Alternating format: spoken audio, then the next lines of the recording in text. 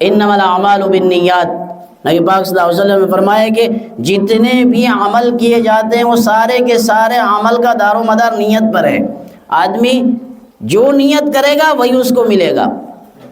آدمی نارمل بھی کھڑا رہتا ہے، لیکن ایک کھڑا اس لیے کہ میں کھڑا ہوا ہوں، اذان ہوگی تو نماز پڑھیں گے، تو اس کا یہ کھڑا ہونا یہ عبادت میں شامل ہو جائے گا۔ اور نارملی ایسے کھڑا ہے۔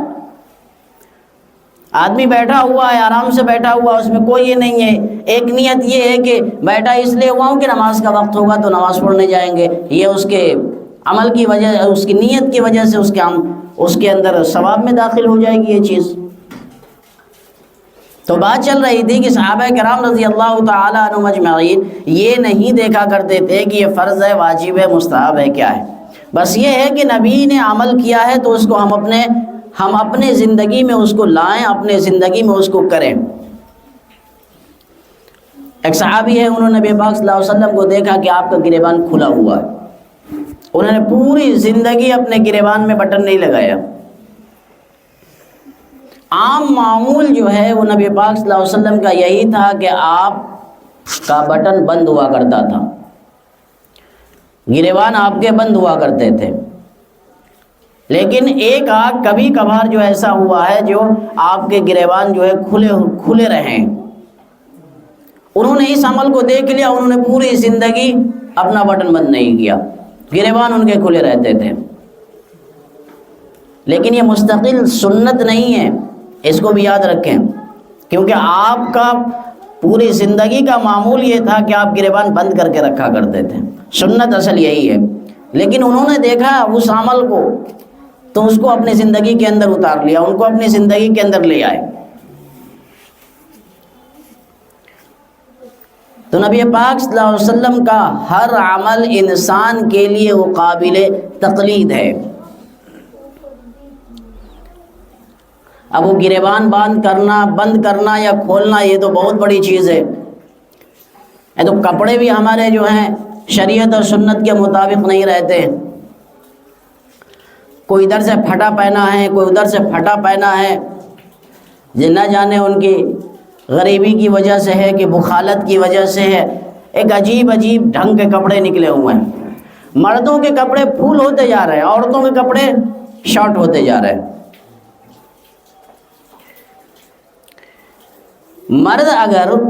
مرد کا جسم اگر کھلا ہوا ہو تو تھوڑا بھدا لگتا ہے لیکن گناہ نہیں ہے، لیکن عورت کا جسم اگر کھلا ہو، اس کے سر کے بال سے لے کر کے پیر تک اگر کھلا ہو کہیں کا حصہ، تو وہ گناہ کے اندر شامل ہوگا۔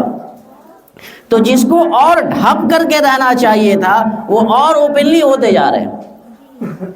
اور جن کو پوری طریقے سے ان کی اجازت بھی ہے کہ اگر تھوڑا بہت کھل بھی جائے تو چلے گا، ان کے کپڑے اور ایک دم پھول رہتے ہیں۔ ٹھنڈی کا وقت ہو، کسی پارٹی وغیرہ میں جانا ہو، مرد کو دیکھیے پورا فل، اندر بھی گرم سویٹر، باہر بھی جیکٹ بھی اور مفلر بھی اور جوتے بھی اور موزے بھی، سب چیز پہنے۔ عورتیں کانپتی رہیں گی لیکن کان پر کچھ نہیں رکھیں گی کیونکہ میک اپ نہ خراب ہو جائے، بال پھر کون دیکھے گا، اور اس کے بعد پھر بدن کے اوپر کچھ نہیں رکھیں گی، بھلے سے کانپ رہی ہیں، کیوں؟ ان کے لہنگے کا کلر اور اسٹائل کون دیکھے گا؟ یہ چیزیں ہمارے آپ کے گھر میں ہیں، یہ کمی ہمارے آپ کی ہے کیونکہ ہم ہی آپ گھر کے ذمہ دار ہیں۔ ہم بچپن سے جیسا پہنائیں گے، جیسا مزاج بنائیں گے ویسا ہوگا، نہیں تو آپ لاکھ اس کو منع کیجئے، لاکھ آپ کچھ کیجئے، ماننے کو تیار نہیں۔ ہم کو یہ چاہیے تو چاہیے۔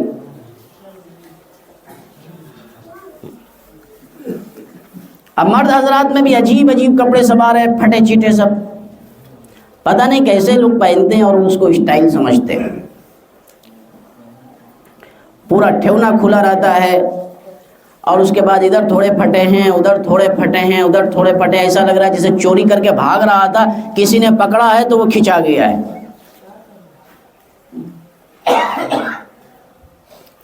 کل قیامت کے دن اگر اللہ تعالیٰ یہ کہہ دے کہ چلو جتنے بھی ہیں ایسے حلیے والے، ایسے کپڑے والے اور ایسے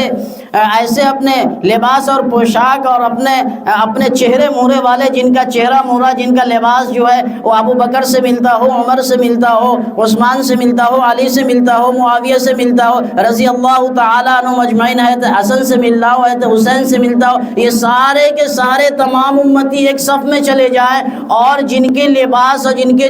چہرے مہرے فنکاروں سے ملتے ہوں، کفاروں سے ملتے ہوں، مشرکین سے ملتے ہوں، نبی کے مخالفین سے ملتے ہوں، نبی کے دشمنوں سے ملتے ہوں، وہ تمام کے تمام اس صف میں چلے جائیں، تو بتائیے کہ ہم کس صف میں جانا پسند کریں گے؟ یقیناً ہر کوئی کہے گا کہ ہم چاہیں گے کہ حضرت حسین کے صف میں داخل ہو، ہم چاہیں گے کہ حضرت علی کے صف میں داخل ہو، ہم چاہیں گے کہ حضرت حسن کے صف میں داخل ہو، لیکن یہاں جب حضرت حسین کی دعوت دی جاتی ہے، حضرت حسن کی دعوت دی جاتی ہے، حضرت علی کی دعوت دی جاتی ہے، حضرت امیر معاویہ کی دعوت دی جاتی ہے، ان کے عمل کو بتایا جاتا ہے، نبی کے طریقے کو بتایا جاتا ہے، تو ارے اس زمانے میں چلنے کا نہیں ہے، اس زمانے میں تو فلاں صاحب کا اسٹائل چل رہا ہے، وہ ہیئر کٹنگ چلے گا اور وہ لباس کا کٹنگ چلے گا، وہ جب سارے کٹنگ وہاں جب کٹ کر کے نکال دیے جائیں گے صف میں سے، تب سمجھ میں آئے گا کہ کون سا کٹنگ جو ہے فائدہ مند تھا اور کون سا کٹنگ نقصان دیتا۔ سارے کے سارے ہیئر کٹنگ اور لباس کٹنگ سب نکل جائیں گے، ڈریس کٹنگ سب۔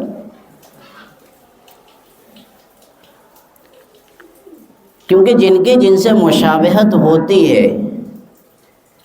وہ ان کے صف میں داخل کر دیا جاتا ہے۔ عام آدمی بھی اگر کرتا پاجامہ پہن لے، داڑھی رکھ لے، ٹوپی پہن لے اور کسی انجان جگہ پر چلے جائے اور نماز کا وقت ہو اور امام صاحب نہ ہو، تو لوگ کہہ دیتے ہیں کہ صاحب آپ ہی نماز پڑھا دیجئے۔ کیوں؟ کیونکہ وہ چہرے مہرے سے لگتے ہیں کہ کسی مدرسے کے فاضل ہیں، کسی مدرسے میں حدیث پڑھا رہے ہوں گے، کسی مدرسے میں بخاری پڑھا رہے ہوں گے۔ چہرے مہرے کا اتنا فرق ہے،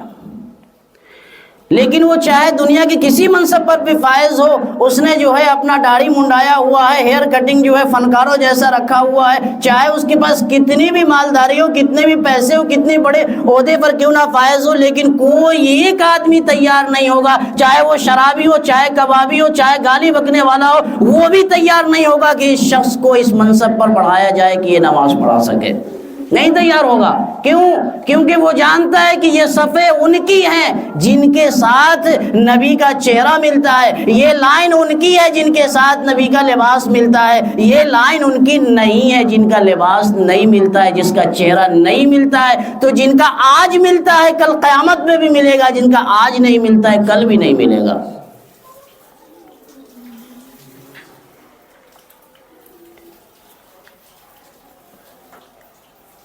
تو ہم یہ کوشش کریں بھائی کہ اپنے زندگی میں وہ والا نہیں لائیں۔ نبی کا بس ایک طریقہ ہے، جو طریقہ ہے بس وہ ہمیشہ کے لیے، ہر آدمی کے لیے، لیکن یہاں تو اتنے فنکار ہیں کہ سب کا کسی کا ادھر سے کوئی ایسے کاٹتا ہے، کوئی ایسے کاٹتا ہے، کوئی ایسے کاٹتا ہے، عجیب عجیب حساب سے کاٹتا ہے، اور کس کے آپ اسٹائل مارتے رہیں گے، اور پھر یہ کچھ دنوں کے بعد یہ چلا جائے گا، پھر دوسرا آئے گا، تو آپ کہیں گے یار وہ تو چلا گیا، اب اس کی نقالی کریں۔ وہ نقالی کرتے کرتے ہی پریشان ہو جائیں گے۔ نبی کی نقالی کیجئے، بس ایک لباس، ایک شریعت، ایک ہیئر کٹنگ، سب چیز ایک ہے، بس کہانی ختم، پریشانی ہے نہیں۔ بال کٹائیے پورا برابر کر کے کٹائیے، رکھنا ہے تو پورا پیچھے رکھیے،